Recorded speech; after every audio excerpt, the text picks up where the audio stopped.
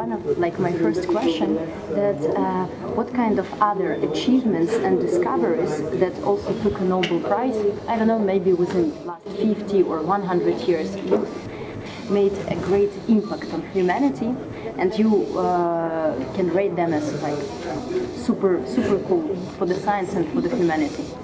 Well, I think the most important achievements which could be made in the future is in the prevention of diseases, not only cancer, neurodegenerative diseases, autoimmune diseases, and atherosclerosis.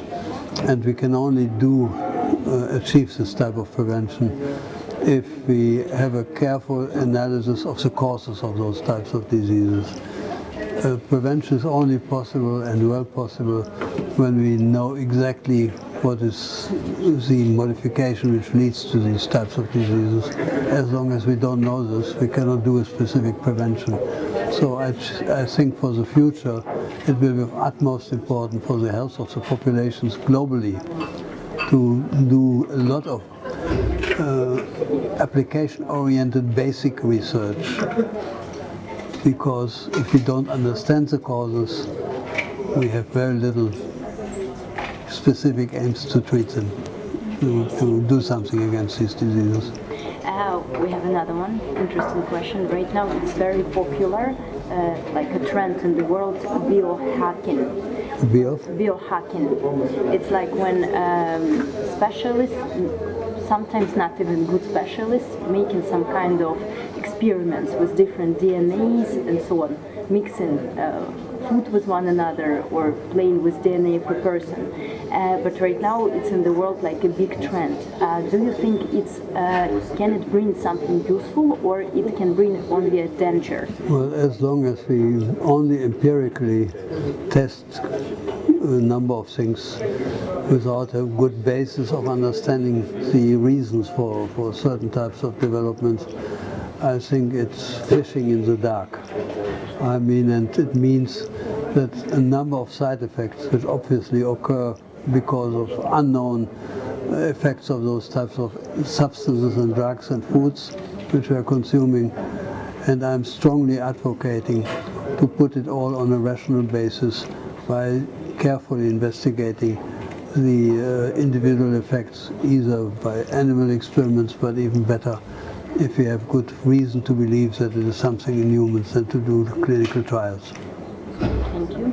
And your big discovery that you made, it was in 1980s, and the Nobel Prize Committee gave you the award in 2008, if I'm not mistaken. So it took them quite a while. Why do you think they need this time to really understand the impact of? A good question, because in the past the Nobel Committee made occasionally a very big mistake. Really? And so they wanted to be sure that whenever you make a big discovery, particularly in medicine, that it is being confirmed by other groups and shown that it is real and not something which has only a short-time effect. And there were, for instance, in the past, in 1927, was the discovery of some worms who were linked to human cancer by a researcher in Denmark. This turned out to be wrong, and he claimed that it is a cause of human cancer. That was a mistake.